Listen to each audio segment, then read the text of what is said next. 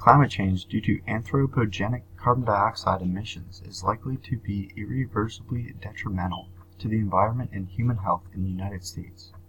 Largely reducing the emissions of long-lived greenhouse gases will only modestly affect the temperature in the near term due to the extensive periods of time required to adjust the total atmospheric concentration levels. However, these adjustments are required for a long-term reduction in long-lived greenhouse gases and to prevent warming of the desired magnitude. The actions in play to reduce the severity of non-carbon dioxide greenhouse gases, collectively referred to as short-lived climate pollutants, SLCPs, such as methane, hydrofluorocarbons, ozone, and black carbon, has been suggested as an efficient way to achieve more rapid and apparently climate benefits.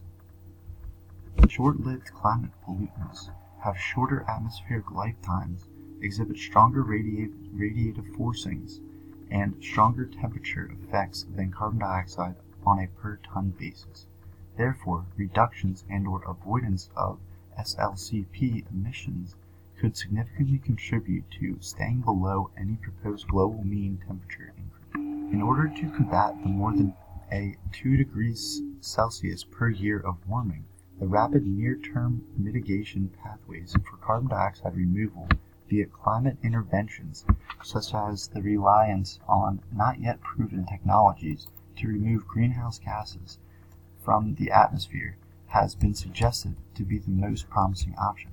However, avoiding the remaining 1.5% degrees Celsius of warming requires more aggressive action that needs to be implemented by the United States. The implementation of climate-resilient pathways can only be done by the decision makers in Washington, D.C. The government officials will have to weigh the trade-offs of economic stability versus stability of food and livelihood security, uncertainty and pathway dependencies, unknown negative and positive feedbacks, and the trade-offs and complementarities between mitigation and adaptation in various governmental sectors. The trade-offs related to mitigation and adaptation include nuclear power plants related to future sea level rise, adaptation related to biofuels, agriculture, and water conservation, and the use of mitigation programs to fund adaptation in the urban environment.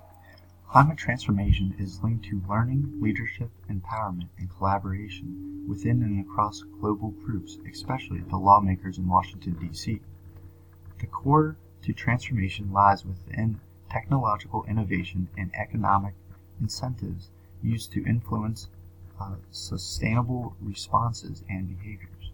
However, these proposed transformations are constrained by larger systems including financial, legal, political, social, economic, ecological, and cultural systems that define the boundaries for action.